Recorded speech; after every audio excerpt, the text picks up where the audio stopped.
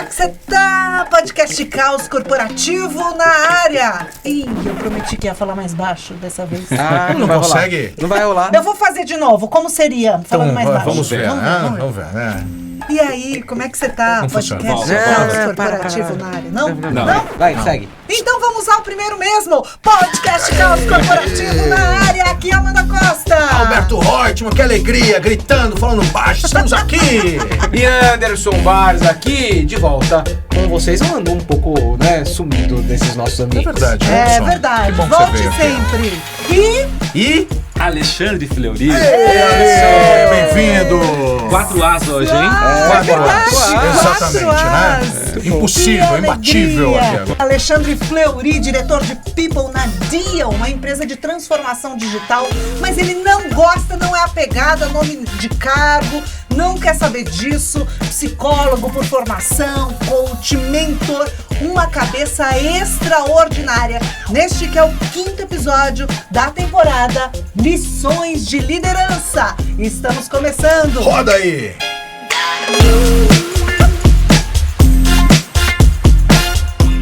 Como é que é essa história, Ale, de você não gostar de cargos? Você disse que pode te chamar de Pikachu. Exatamente. Eu achei o máximo quando ele... Eu dei risada sozinho quando recebi essa informação. Eu falo isso pra todo mundo que trabalha comigo, que não trabalha comigo, porque eu acho que as pessoas estão muito apegadas a um título, como se o título fosse me trazer uma habilidade, né? Ou se o título vai me dizer quem eu sou ou o que eu posso fazer, o resultado que eu quero entregar, né? Então o título pra mim tem a ver com a descrição de cargo de uma empresa, e ele pode ser qualquer um. E status, né, Lê? Status, principalmente status. Agora, eu por sou falar em status, o head. Uma coisa que eu achei muito legal quando o Ale mandou o material dele pra gente é: estou diretor. Sim, sempre. Isso é ótimo, né? Porque não sou, né? É uma condição passageira, né, Ale? Exato. Eu sou casado, eu sou pai, eu sou outras coisas, né? Mas agora estar por um momento eu estou como head de people, diretor de people, seja o que for. Isso surgiu na entrevista agora da Jill, inclusive, no ano passado, né? Durante o processo seletivo, alguém me perguntou: você está numa startup. Eu estava numa startup colombiana e eu era o gerente sênior global de recursos humanos, mas subindo, né? Para 3 países, né? Numa empresa colombiana. Aí ele me perguntou: mas peraí, você está saindo de uma direção global de uma empresa de 3 países para vir para Jill, uma empresa Senior brasileira, para ser um manager, head de people? Aí eu falei para ele muito espontaneamente, não me interessa o cargo, você pode me chamar de Pikachu, né? Porque o que eu quero é saber qual é o desafio, qual é o problema que eu vou enfrentar, qual é o caos que a gente tem hoje, né, para enfrentar, e é isso que me motiva, não é um cargo. Então, né? Mas aí começa já uma lição de liderança interessante, né? Conforme você vai crescendo muito mais na pirâmide hierárquica, a gente deveria ficar muito mais humilde, abrir mão do ego, da vaidade. A gente deveria, né? Deveria, mas não é o que acontece. Você deve ter muito hater, então, quando você chega com essa ideia de falar assim, me dá qualquer nome, dá o nome Pikachu. E aquele VP, né, que muitas vezes tem aquele body language, né, inclusive aquela distância, alguns diretores eu conheço, algumas empresas ficam passando, né, rápido na frente das pessoas. Ficam num tablado, assim, né, até para poder mostrar a diferença de altura, né, visual, às vezes consciente e inconsciente às vezes, e de repente você chega e fala assim, vamos abrir mão desse troço aí, vamos tirar o cargo? Eu já fiz outras loucuras em relação a isso, pensando em liderança e tal. Teve uma empresa americana que eu trabalhei aqui no Brasil, eu era responsável Brasil e Argentina.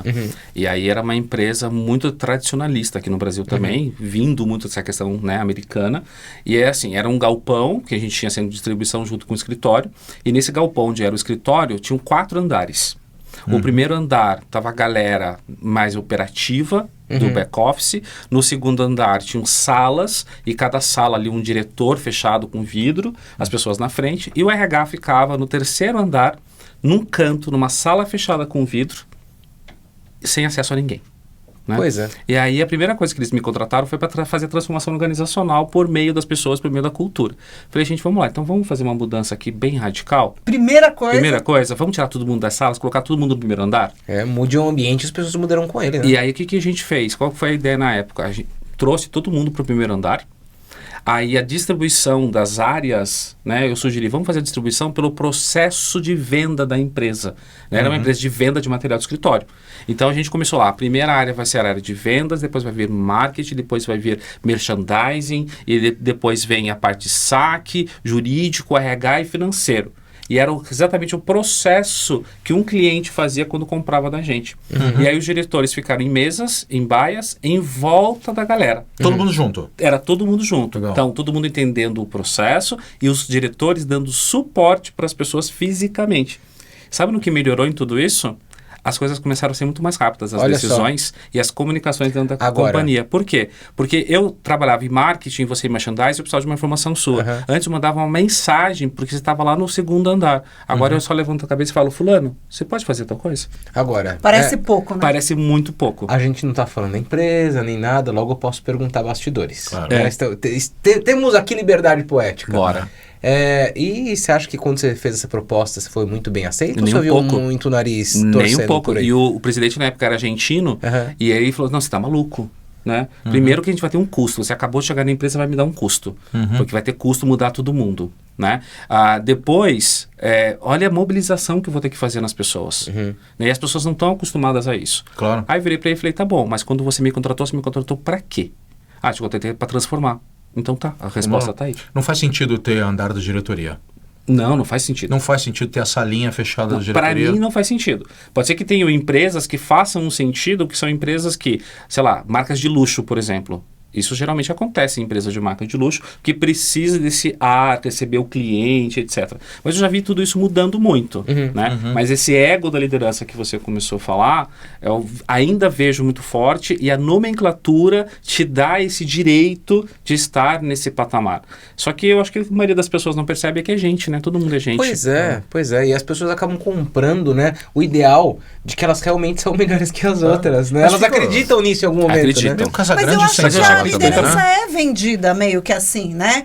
Você se tornou líder porque você se destacou, porque você realizou uma atividade melhor do que os outros. E aí você ganha a liderança como premiação e nessa história, muitas vezes a gente acaba perdendo um bom técnico, um bom executor, né? E ganha um péssimo líder. Então eu acho que muito de como essa história é contada pra gente ao longo da nossa vida, a história da liderança. Aí eu vou também. te desafiar numa coisa em relação a isso. Eu desafio a todos nós a pensarmos e refletirmos, né? Tudo isso acontece que você falou. Só que falta um processinho no meio de tudo isso, no início de tudo isso, que nunca acontece. Perguntar se você quer ser líder. Sim, Pois hoje é. você Assim, tem outros tipos de carreira, carreira em Y, Exatamente. carreira em W. Em T. Em T. Ou não existe. Eu quero chegar a ser um especialista. Eu quero ser um sênior para o resto da minha vida. Eu conheço várias pessoas que não querem cargo de liderança. Só que existe uma pressão... E é São uma mal vistas essas pessoas. Exatamente. E essa pressão vem por uma questão cultural nossa, lá da era industrial, aonde a gente vinha numa progressão de carreira dentro de uma empresa durante 20 anos. Que era vertical, né? Exatamente. E que a única possibilidade de ganhar mais grana era eu ser ascendendo. um líder e ascender na liderança. Ou você tem pouca ambição e você não quer. Exatamente. Né? Você julga Mas outro você lado. era forçado a se desenvolver como líder, porque se você quer continuar na empresa, você tem que se desenvolver dentro dessa carreira. Vem daí, então, essa questão do status. Eu acredito que sim. Como faz mal pra liderança, né? Faz Total. mal pra vida, né, gente? E assim, é muito curioso, porque você cansa de ver executivos desse patamar que estão envaidecidos com seu próprio ego, né? Que admiram a sua própria beleza no espelho, e que quando perdem aquela posição, perdem a vida, inclusive, né? Mas como assim? Não tem mais ninguém pra abrir a porta pra mim? Não tem mais ninguém pra eu andar rápido e não sofre, olhar né, pra cara com isso, das, né? das pessoas? Aí eu né? tenho uma história disso sensacional. Eu trabalhei numa empresa bem conhecida, de marca conhecida e tal, multinacional e tal. E aí quando eu cheguei, né, um dos benefícios, né, para o diretor de RH era o carro da empresa. Eu odeio isso, né? E assim, por quê? Eu já tenho meu carro, eu não quero um segundo carro. E me trouxe um problema ainda por cima, que tive que alugar uma garagem. Porque não tinha onde colocar no prédio que a gente morava um segundo carro. Né? Falei, gente, mas isso aqui não me interessa. Não me gera valor, né? Não me gera valor nenhum eu ter um carro da empresa. Como não? Exatamente, como não? Você que os tem outros que ter vão o carro. pensar? E você, como diretor de RH, você tem que ter o carro como exemplo para as outras pessoas, porque é um benefício. As pessoas querem chegar a ser diretor por conta de um benefício como esse. Aí eu fiquei pensando, mas peraí, as pessoas querem ser diretores para ter um carro da companhia? Chegaram lá, né? Então, né? vão ter o Então, carro. beleza, então de repente esse lugar não é para mim. É, claro. Mas, vamos falar um Né? pouco disso? Eu acho que a gente ainda vive algo. Eu gosto de falar.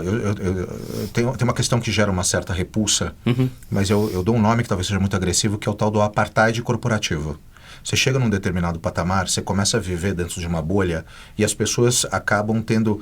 A linguagem muda. Eu conheço empresas que têm elevadores privativos para líderes. Vaga de garagem. Vaga de garagem. Isso começa a acontecer. Eu acho Privativa é uma estranho coisa ainda horrível. ter uma secretária para o líder. Por que tem que ter uma secretária para o líder? Porque ele Porque- não consegue se organizar Porque ele isso? não pode agendar a própria reunião. Ele não pode né? agendar? É o status. Né? Eu tenho que chegar numa pessoa que filtra, sabe, é dentista agora?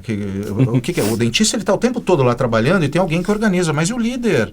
Então, eu acho que a gente ainda vive algumas... E aí a gente vai entrar numa seara que é ridícula. Você já vai tomar flechada ali. Eu vou de uma gente que tem flechada, secretária. né? Eu vou, Deixa André, nos comentários aí. Você tem secretária? eu vou em muita indústria que tem uma mesa da diretoria pra galera Que, almoçar. aliás, também já fala a gente já fala secretariar, né? Secretariar. Que também já é um erro, né? Porque pode ser um secretário. Verdade. Também Ou pode. um secretariê. Verdade. Mas em refeitório tem a mesa da diretoria. Eu acho um Tem a absurdo. sala da diretoria. Tem a no sala de refeitório. diretoria, o andar de diretoria. Restaurantes apartados. Sabe, né? Quando é que nós vamos levantar a bandeira? Quem está nos assistindo, nos ouvindo, vamos parar com esse troço. Alguém tem que colocar na mesa essa discussão. Não faz sentido. Benefício diferente. Plano de saúde diferente. Plano de saúde. Tem uma questão legal, mas ainda assim eu vejo que tem alguns diretores.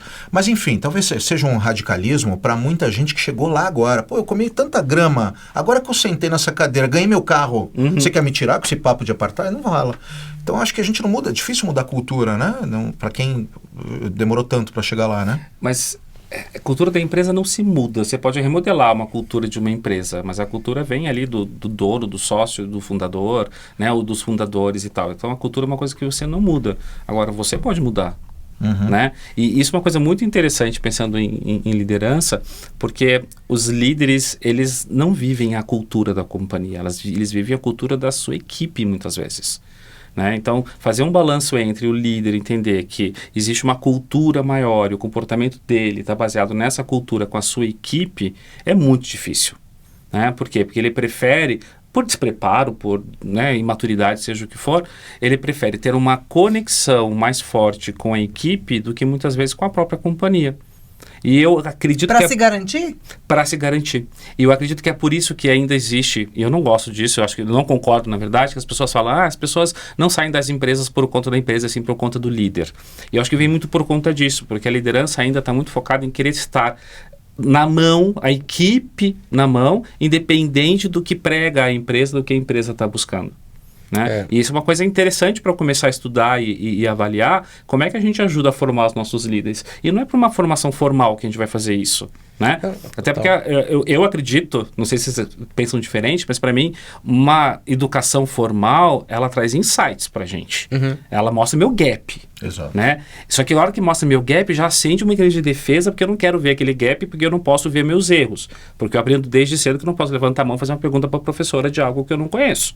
Ou para o professor. Né? Exato. Então, assim, essa educação formal, ela vem para mostrar o meu gap e me dar insights. O que eu vejo que a liderança atualmente, ela não quer ver muito gap por conta dessa questão de mecanismo de defesa, porque daí eu vou ter que trabalhar, né, em cima disso, fazer uma autorreflexão, fazer uma mudança, e o ser humano odeia a mudança, então eu prefiro ver o gap. A hora que eu vejo o gap, eu me igualo com as pessoas. Então, eu tenho um gap parecido, né, com o Alberto, com o Anderson, com a Amanda, então a gente está no mesmo patamar. Então tá ok, porque a gente tem o mesmo gap. Então vamos fazer A gente se nivela na mediocridade, né? Exato. Eu acho que tem a ver um pouco com a mediocridade, mas vem com um receio, um medo de se olhar. Né? Eu fiz um curso uma vez incrível de imersão, que era o líder de si mesmo. De uma empresa aqui de São Paulo de treinamento. E foram 3 dias numa chácara e tal. E ali eu aprendi essa questão que até me arrepia quando eu lembro, assim, que foi muito, muito forte, né? Que ali eles não estavam trabalhando a liderança, estavam trabalhando a minha própria liderança comigo mesmo. Então, a partir do momento que eu me entendo, sei quem eu sou, como é que a minha personalidade influencia na minha liderança e que ela vai influenciar, mas que eu tenho essa consciência e que eu admito isso e dou de presente para mim mesmo que é isso, cara, você como líder se muda completamente. Claro. Porque você começa aí não só pelos valores da companhia, que a gente precisa ter proximidade, Claro. né? Eu como RH, por exemplo, se eu não tiver proximidade com os valores da empresa, eu não trabalho. Sem dúvida. Né? Porque eu sou representante dos valores. Então, o valor da empresa tem que fazer sentido para o meu valor e o meu estilo de liderança está no meu valor. Então, se eu sou um líder aberto, eu dou muita autonomia para as pessoas, é por conta de um valor meu que é importante. Só que como as pessoas elas não querem se enxergar, elas estão mais nessa mediocridade, elas dizem, não, mas eu não posso ser aberto com todo mundo. né? Eu vou entregar a minha estratégia Claro. para a equipe, É, né? o valor, né? Exatamente. Então, ele vai pegar o meu lugar por conta disso. Meu, que maravilha, que pegue meu Claro. lugar. O Você que eu assume, quero é isso. né? Você Né? cresce. Ou de repente tem cresço. É. Vou para outra. Fica mais fácil a Entendeu? vida, né? Agora, né, diante de toda essa celeuma que a gente vive das pessoas em relação, inclusive, à sua autoconfiança, né? Porque muito disso da gente não conseguir assumir, inclusive publicamente os nossos gaps, vem da nossa autoconfiança. Não confio em mim. Se as pessoas enxergarem minhas vulnerabilidades, eu não vou mais ter o direito de fazer parte desse grupo. Mas no limite, todo mundo é gente, todo mundo faz coisa boa, todo mundo faz coisa ruim. E eu cansei de ver já líder que sequer teve coragem de pedir feedback para os seus times, né?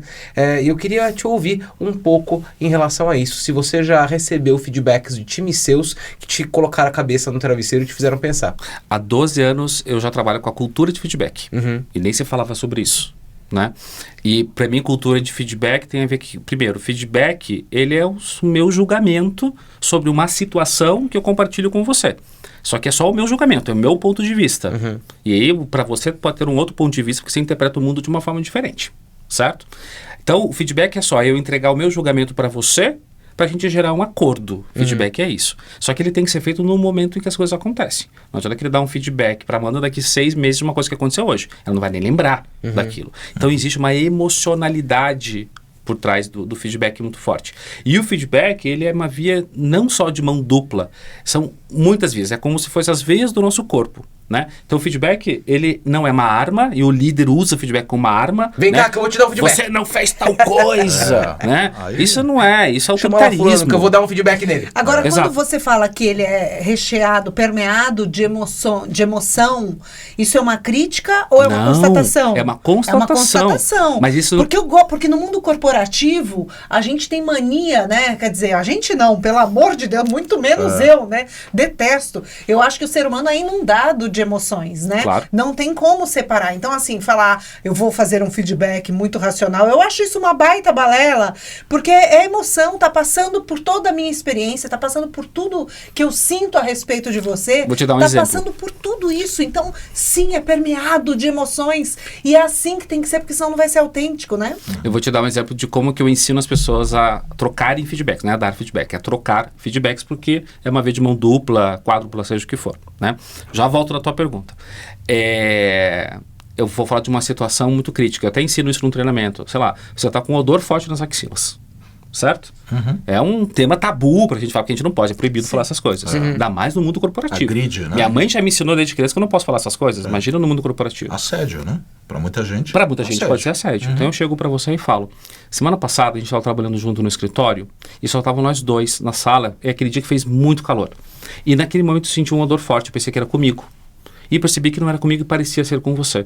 E depois isso repetiu na quarta e na sexta, quando a gente trabalhou junto também semana passada, e já não estava tão calor. Naquele momento eu pensei: puxa, isso podia acontecer comigo. Se acontecesse comigo, eu gostaria que alguém viesse e me falasse. Eu não sei como é que você lida com esse tipo de situação. Eu não tenho problema nenhum em falar isso. E se fosse comigo, eu gostaria que alguém chegasse e me falasse que isso estava acontecendo. Então, vim para te entregar esse presente e falar: olha, eu percebi. Né? Como é que você está lidando com isso, ou é uma coisa que você nem percebeu? Tudo pode ser falado, só depende Qualquer do como. coisa é o como. É. E é essa questão da minha emocionalidade. A minha emocionalidade aqui não é te atacar. A minha emocionalidade não é mostrar para você que você fez uma coisa completamente errada. A minha emocionalidade É de conexão, né? é de conexão e saber que você tem potencial para receber qualquer tipo de feedback. Né? E qualquer tipo de comentário e julgamento que eu faço. Se tiver maturidade, né? Pra incluir. pra Mas daí entender depende isso, da né? minha intenção. A minha intenção é positiva. E aí está a emocionalidade da coisa. Então, muitas vezes, eu coloco a emoção errada na hora de trocar o feedback. As pessoas falam, feedback positivo e negativo. Não existe. Não, feedback Não é existe. feedback, É feedback. O que as pessoas confundem, é difícil falar isso para outra pessoa, então eu vou dar um feedback negativo para ela. Não, cara, você está dando um presente para ela. É um benefício a outra pessoa saber o teu ponto de vista sobre uma situação. O Marcus Buckingham fala que não tem feedback, É, né? a Que feedback falácia é uma do feedback, falácia. Ah, Ele é? escreveu um artigo Eu vou ler. que é a Segundo mais falácia do artigo. feedback, e ele diz que não acredita nessa ferramenta. Fala mais sobre o justamente. líder do que é o segundo artigo mais lido da Harvard Business Review até hoje. É. Mas aí eu quero chegar no que você me perguntou, que assim, Feedback é para todo mundo, independente de qualquer coisa. E eu espero que as pessoas me tragam feedback. Se elas não estão me trazendo feedback, é porque algo na minha liderança está errada. Sem dúvida. Né? Você não criou espaço e o ambiente Exatamente. para, né? E eu, geralmente, como líder, eu crio espaço para as pessoas serem quem elas são, trazerem da forma delas. E elas me trazem muito feedback. E é maravilhoso, porque daí eu aprendo que eu não sei nada. Né? Que eu estou aprendendo todos os dias. Que às vezes me trazem umas coisas assim, meu Deus, eu que sempre lutei, né, para não ter esse tipo de comportamento, eu acabei de ter com você. Olha só. E algum que tenha te marcado e que te vem assim na memória como um grande aprendizado que você tenha recebido do time? Do time, sim. Eu sempre quis fazer loucuras nas empresas, assim, sempre fiz. Né? E teve uma época que, nessa empresa também americana, que eu falei, gente, vamos desconstruir a comunicação interna? Vamos fazer uma coisa completamente diferente? E na época tinha saído uma pesquisa da McKinsey que dizia que até 2021, 80% de todos os conteúdos no mundo seria por meio de vídeos. E que as pessoas iam consumir por meio de vídeos. Isso foi lá em 2015 que apareceu essa pesquisa. É verdade. Falei, gente, se vai ter isso até 2021, vamos fazer agora? Né? Aí eu criei um canal de TV interno na companhia com o meu telefone, né? Eu mesmo comprei um microfone, né? E a gente começou a filmar e fazer, né, um jornal interno por vídeo, entrevistando as pessoas da companhia, mostrando o que estava acontecendo na empresa e tal, dessa forma. E a primeira coisa que eles falam é, não, você está maluco. Isso não vai funcionar. Isso não funciona, eu não sei falar na câmera, eu não sei fazer nada. Você vem, né? Porque você é muito comunicativo, você acha que a gente vai conseguir fazer a mesma coisa? Então, assim, eu acho que você está num mundo completamente irreal e a gente não vai dar conta de fazer. E aí a primeira coisa que eu falei para eles mas eu tenho certeza que você vai conseguir. Cara, foi um sucesso. E as Imagina. pessoas se sentiram bem conseguindo realizar. E assim, a primeira vez que elas filmaram e viram o resultado, eu fiz microfone do canal, a gente fez muita coisa, né? Nossa, eu não tinha percebido a visão que você estava tendo. E isso é uma coisa da liderança muito interessante, né? Eu acho que o privilégio de ser líder é a gente ter uma experiência de uma visão sistêmica das coisas. E as pessoas geralmente não têm essa visão porque elas estão ali ainda, né, executando o que está no job description delas. E eu acho que o líder tem isso, tem essa capacidade de visão sistêmica e até meio futurista. E é o futurista por conta do que você já passou como experiência e fala, eu já vi isso acontecer. Então pode rolar tal coisa. Inclusive, semana passada eu dei um feedback para um líder meu, né, da equipe, e eu falei para ele, assim que você foi designado para ser líder da área, você lembra que eu te falei? Ele falou, não lembro. Eu falei, então eu vou te lembrar. Eu te falei que ia passar de 1 a 2 meses, que você ia estar encantado com tudo, que você ia estar trocando feedbacks comigo, você ia estar me amando. Ia chegar o momento que ia começar a fazer você auto-refletir sobre as suas situações e sobre as suas questões, e você ia me odiar. Esse é o dia que você está me odiando. E faz parte. E faz parte. Né? E que bom, porque agora criou um marco na sua vida e agora você aprendeu. Vai né? sentir as dores da liderança. Exatamente. Para crescer, né? Olha, a gente está caminhando para o final. Como assim final, gente? Papo tão bom, então vamos fazer o capítulo 2. Tem que ser capítulo 4, 5, né? O papo começou agora, né? Começou agora. Mas eu queria ouvir tua opinião com relação... A gente está vivendo um processo evolutivo na nossa era, onde a gente vem, né? Todos nós nascemos numa época em que o líder, o chefe, era duro, performance, e agora a gente está vivendo um discurso muito forte de humanocracia, de relações, deixa de ser chefe para ser líder. Tem umas idiosincrasias, né? Como diz o Ian Black nisso, né? Mas eu queria te ouvir. A gente está indo numa linha muito humanística agora e também está esquecendo que o líder tem que gerar resultado. Como é que você enxerga isso? Esse equilíbrio? Dá para ter um equilíbrio? É possível ser alguém que desenvolve pessoas e é legal, mas ao mesmo tempo cobra, e é duro muitas vezes, dá notícia ruim, tem conversas cruciais, é assédio e liberalidade, é liberdade e libertinagem. A gente está nesse meio do caminho ou está mais para lá ou para cá? O que você acha? Eu cunhei um termo para mim, eu falo disso de vez em quando, que é humanologia. Acho que a gente está nesse momento, que é a união da humanização com a tecnologia. E a gente não sabe fazer isso ainda não existe uma resposta certa para isso. Então essa humanologia é o poder entender esse lado humano e utilizar da tecnologia e de processos para que essa relação aconteça e a gente chegue em resultados. E eu acho que a gente não tem ainda uma resposta definitiva para tudo isso. Mas você falou, momentos que eu vou ser mais duro, momentos que eu vou ser mais soft, como que eu vou lidar com tudo isso. Eu acho que não existe fórmula mágica de novo. Eu acho que a escolha de eu ser mais duro é uma escolha.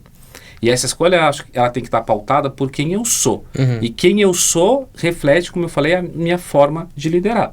Se eu acredito que eu tenho um resultado com isso, ok, vai atrás. Mas cuidado para ver as pecinhas que vão cair no meio do caminho por conta disso. Então, assim, eu acho que não existe fórmula mágica. De novo, eu acho que a gente tem que voltar para a essência. Vamos voltar quem eu sou, como eu sou, o que eu espero da vida, o que eu espero das pessoas que estejam comigo. Né? Então, voltar para essa essência é importante para que a gente possa achar um caminho coerente para mim e naquele momento, naquela empresa, com aquela equipe. Então, eu acho que cada vez mais a gente vai descobrir que não existe fórmula mágica para nada e que a resposta ela é muito simples e ela está sempre comigo. Muito o bem. líder que eu sou é a pessoa que eu sou, afinal. exatamente. Sem dúvida. Sem Que dúvida. alegria te receber aqui, Alexandre Fleury aqui com a gente. Muito obrigada. Volte sempre e Sem seja dúvida. muito feliz acima de tudo. Obrigado para vocês também e um super prazer porque estou aqui, né? Se fosse a vida fosse um baralho, estou com 3 ases na mão. É isso aí, Incrível. acabou de chegar o que faltava. É isso aí, chegou Obrigado, o as Ale. que faltava. Segue a gente nas redes sociais. Isso aí. Aperta aí esse sininho, dá essa moral pra nós aí, manda pros seus amigos, pros seus inimigos. Se faz inscreve um no post. canal. Liga, ativa as notificações. Segue o tudo Alê isso. nas redes sociais. Qual que é a tua rede social aí? A preferida? principal no LinkedIn, Alexandre Fleury. Muito bom. Muito Obrigado. bem, muito obrigada. Obrigado. Um beijo pra você, uma ótima semana. Tchau, tchau. Fui! Tchau, tchau.